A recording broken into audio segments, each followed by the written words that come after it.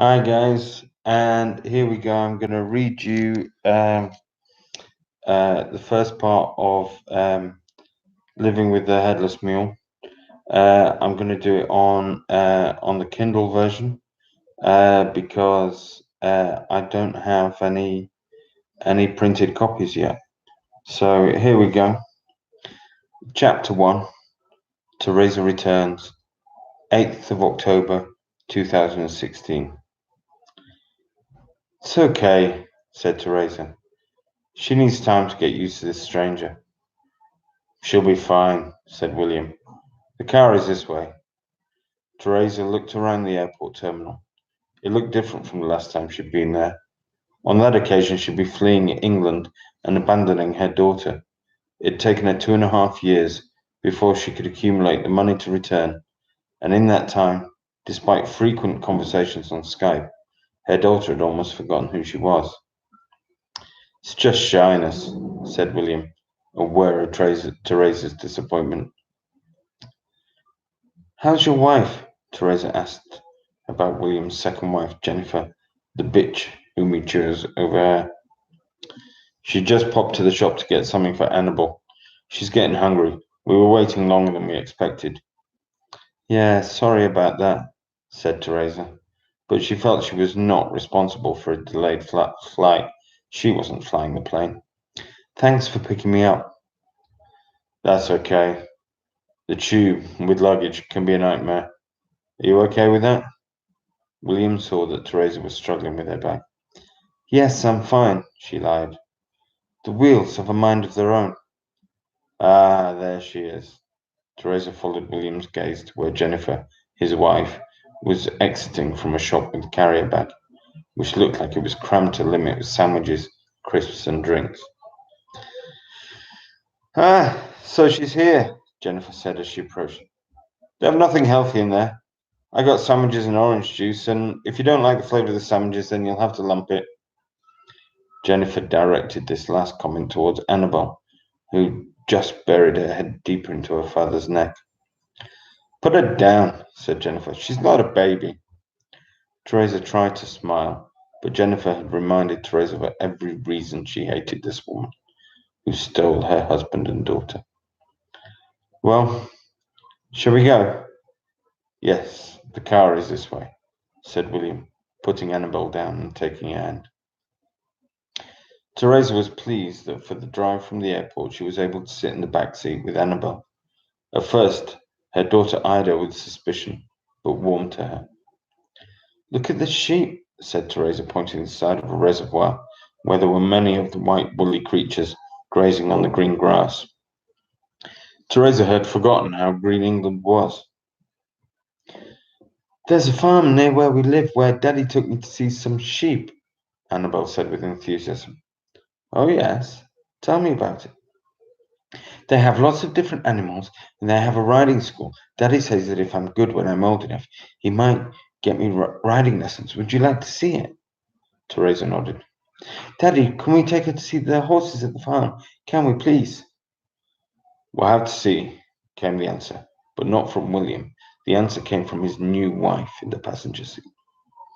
Annabel offered Teresa a look as if to say this was par for the course. They let you feed the animals, Annabel continued. I fed some. They look like sheep, but they have long necks. Llamas? Teresa suggested. I'm not sure, said Annabel. Alpacas, William confirmed from the driving seat. Keep your eyes on the road, warned his new wife. Yes, that's right. Alpacas. They look like sheep, but they have long necks, said Annabel. I've seen some in photos, said Teresa. Well, you can feed them at this place. You have to go there.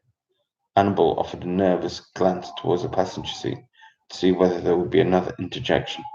There wasn't, and she relaxed a little. When we get home, I'll show you my bedroom, Annabel continued. I have lots of toys. And clothes, came the voice from the passenger seat. Teresa wondered whether this was another dig at her. She always sent Annabel clothes for Christmas and birthdays. They were easier to post. And she always bought clothes on the larger side. Annabel would grow into them. Looking at Annabel now, she was not on the large side. Teresa imagined her ex-husband's new wife, struggling to stuff all these clothes into a cupboard, waiting for years before Annabel was large enough to wear them. William divorced Teresa and sued for custody of Annabel a year after Teresa's drunk driving incident. However, the speed with which he remarried suggested to Teresa that he was already seeing the bitch, even when he and Teresa had been together. She had no proof, though.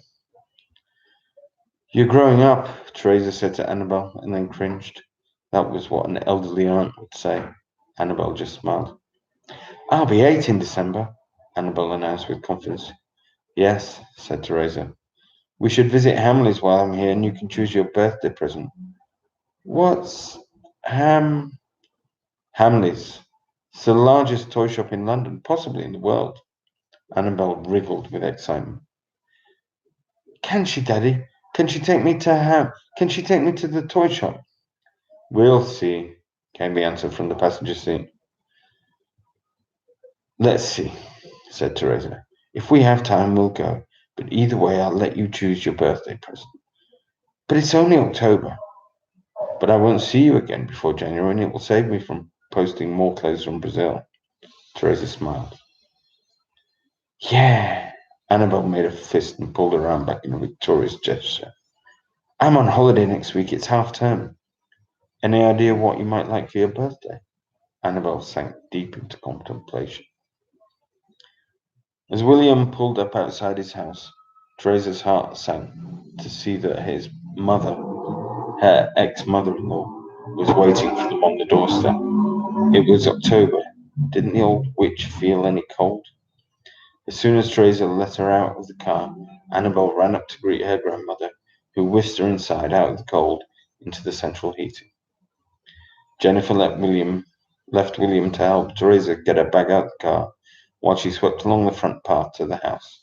She was wearing a long skirt, and Teresa wondered whether her feet touched the ground or whether she just hovered like a spirit. Teresa was self-conscious of the noise the wheels of her bag made on the stone path as she pulled it behind, following William up to the house. A much bigger house than they'd lived in when they got married. He must have been doing much better now as a climate change consultant for a large company than he had been working at the Gaia environmental charity when they met. The inside of the house confirmed that this was true, unless Jennifer bought the plush interior. Teresa tried to remember what Jennifer did. It might have been something to do with law. That would explain the expensive interior decorating and the fact that she seemed to be the one wearing the metaphorical trousers in the relationship. It might be something to do with management consulting. They seemed to be just as well paid and were just as arrogant. "Come on, I'll show you to your room," said William, having closed the door behind her, and then led her across the varnished floorboards of the hall to the varnished staircase. "Thanks for this," she said. "That's okay. It's only for a week. It's good for Annabel, but just don't make a habit of it." He turned, offering her a weak smile as she climbed the stairs ahead of her. Teresa picked up her case by the handle and lifted it so as not to scratch the pristine woodwork. "Maria made up one of the guest bedrooms," he said. "Maria?" "She's our cleaner. She's a Brazilian too. I must introduce you." "A cleaner?" Things were looking up for William. "How many bedrooms do you have?" "4." "Is your mother staying?" "Yes, she's in the other guest bedroom." Teresa's heart deflated once more. The last thing she wanted for a week with Annabel was to have that old witch hanging around, sticking her nose in all the time. No matter. She had no option. Would have to make the most of it. At least she was lucky that William had given her somewhere to stay. Beggars couldn't be choosers. "Just one more flight," said William, leading across the landing to more vanished stairs. "You okay with that bag?" "Yes, fine, thanks," she lied, worried that any moment she would break out in a sweat. "Not far now." He led her onto a second landing. "This is our loft conversion. We got 2 more rooms out of it. The walls are a little thin, so be careful. My mother will be able to hear your every move. She's next door." Teresa smiled at his little joke, but what she wanted to do was curse the old woman who brought William into the world. The irony was that without William and his evil mother, there would not have been an Annabelle. Half of her genes came from her father's side. I'll leave you to freshen up. Dinner will be ready soon. Teresa walked into the room. It was on the small side, but still accommodated double bed, a chest of drawers, a small wardrobe, and there was a door in the corner which Teresa discovered contained a small bathroom with a shower cubicle, toilet, wash basin, and mirror. Someone had folded 2 plush towels on the bed, and there was another matching towel for the bathroom. She opened her case and took out her toiletries, which she intended to augment this week with big economy bottles, which she could buy in England at half the price she could buy them in Brazil. She stripped off and headed for the shower. On the way, she caught sight of her naked self, reflected in the mirror on the wardrobe. She stopped to look at herself. Hadn't been that long ago that she hadn't been able to stand the sight of her own naked body. Since Felipe, she'd been trying to take more care of herself, doing more exercise, and as she looked at herself, she felt much better, less saggy, and she looked less saggy. Teresa was even happier about her breasts, which were always a source of self-conscious disappointment. Feeling pleased, she stood under a warm shower and let the water wash the residue of her journey from Brazil off her skin and down the drain. Wrapping a towel around her, she padded over to her case to choose some clean clothes. There was a knock at the door, and then, to her surprise, it opened, and William popped his head through the opening. "Oh, sorry," he said, embarrassed at discovering her wearing nothing but a towel. But he did not retreat. Teresa checked that the towel was secured. "Can I help you?" she asked. "Oh, yes." He awoke from his trance. "Dinner's ready. I'll see you downstairs." "Okay, I'll be 5 minutes." "Right then. Sorry." William backed out of the doorway and closed the door. Teresa breathed out a sigh of relief and then let out a little giggle before letting her towel fall to the floor as she selected a clean pair of knickers. When she arrived in the huge kitchen dining area, the whole family was waiting for her. "Sorry," said Teresa. "That's okay," said William, who found himself on the receiving end of some spectacular evil stares from his new wife and his mother, Henrietta. Teresa remembered the old woman's name. "Come on, let's get started before it gets any colder," Henrietta grumbled. Teresa felt the 4 cold eyes of the woman, laden with bad intentions, piercing her flesh and burrowing towards her soul. It was understandable, Teresa supposed, that there should be a certain degree of animosity towards her as William's ex-wife, staying for a whole week. "I can't thank you enough for letting me stay this week. It means a lot to be able to see Annabelle." "Oh, don't thank me," said William's current wife. "You have William to thank for that." Teresa smiled in William's direction, but he seemed to be trying to avoid eye contact with all and sundry, most of all his mother, who seemed to alternate her attempts to use her eyes to burn holes in Teresa's skull, with similar efforts on William. "William told me about your terrible experience with that man in Brazil." Henrietta sounded sympathetic, but Teresa suspected she was reveling in the opportunity to dredge up terrible memories for her. William offered Teresa a look of apology. "What happened again?" Henrietta pursued the subject. "Mother, I'm sure Teresa doesn't want you to remind her of that," William interceded. "Oh," his mother feigned surprise. "Is that right, Teresa? Well, I suppose it must be a terrible experience when you—" "Mother," William raised his voice, "not in front of Annabelle." Henrietta held her peace. Annabelle looked interested in whatever it was that she wasn't supposed to know. "Eat your dinner," William told his daughter.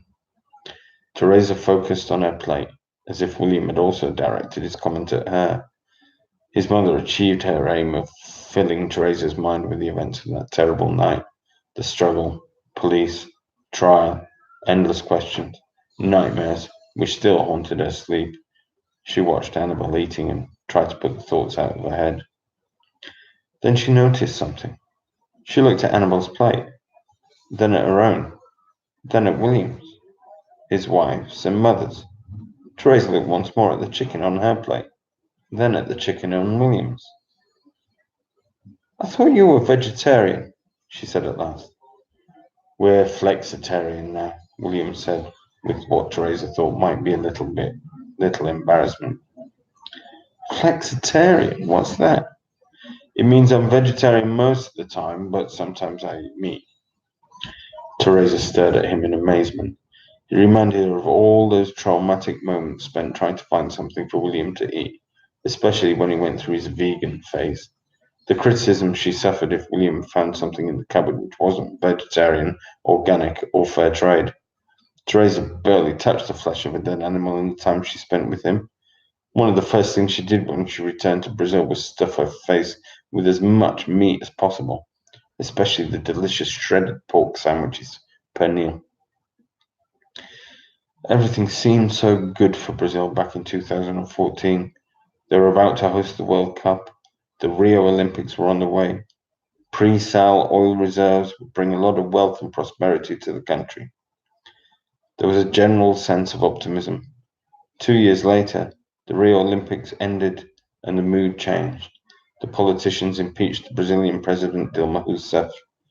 The national oil company Petrobras posted terrible financial results because of widespread system of corruption in which investigators identified $38 billion in bribes and backhanders. Meanwhile, there was insufficient funding for public health, education, and transport systems, and the mood of the nation changed to one of pessimism in what the media described as a national crisis. Teresa hadn't found the quality of life for which she had hoped when she fled England 2.5 years earlier. This added to the bitterness she felt towards William, who had not stood by her during her year of rehabilitation following her drunk driving conviction, but asked for a divorce and sued for custody of their daughter. Now William appeared to have abandoned all those ideals in which he had clung to during their relationship, and which made Teresa's life so difficult when they were together.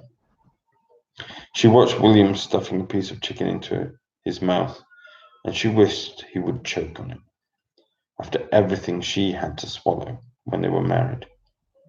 They finished their meals in silence, and then, after a nudge from Jennifer, William asked Annabel to get ready for bed. Annabel was reluctant, but she didn't complain. "I expect you'll be tired," Jennifer addressed Teresa. "Yes, but perhaps I might do the dishes first." "We have a dishwasher," said Jennifer, as if the fact was obvious. "In that case, I will turn in. Thank you again for everything." Jennifer's smile was insincere. "Do you have everything you need?" William asked. "Yes, I think so." "Sleep in tomorrow. You can have breakfast whenever you want." "Great, thanks. Well, good night then, everyone." "Good night," William alone responded. Teresa wasn't tired at all, and it was too early to go to bed, but she felt so awkward to be in the presence of William's wife and mother that she wanted to get away and have some time to herself to adjust to this strange situation. As she reached the first landing, Annabel was rushing into the bathroom as if Teresa had caught her doing something other than getting ready for bed. "Annabel, wait!" The 7-year-old halted in the doorway. "I'm going to bed too, darling, so I'll see you in the morning, okay?" "Okay. Perhaps tomorrow we can do something fun together. Would you like that? Maybe Daddy will let us go to the farm and I can show you the sheep with long necks, alpaca, and the horses. I can show you the horses." "That sounds good. Let's ask your father if we can do that tomorrow then." "Will you ask him?" "We'll both ask him." "Yes, because Jennifer might want to do something else." "Let's see, okay. Night night, darling. We'll see each other tomorrow, okay?" "Okay, night night," said Annabel, and closed the bathroom door. Teresa stared at the door, wishing Annabel had given her a good night hug and kiss. But, determined to give Annabel the time she needed, Teresa climbed the second set of stairs and entered her bedroom, closing the door behind her and noticing there was no lock on the door. After changing into the pajamas she bought for the trip, she got into bed with a book on Brazilian folklore she bought before she left Sao Paulo. She had bought the book because during her brief relationship with her ex-fiancé, in which she had begun to question her own sanity and had begun to imagine that he might be a manifestation of the mischievous character from Brazilian folklore, Saci Pereré. She had already read the chapter on Saci and turned to the next chapter, which was about the legend of the Headless Mule.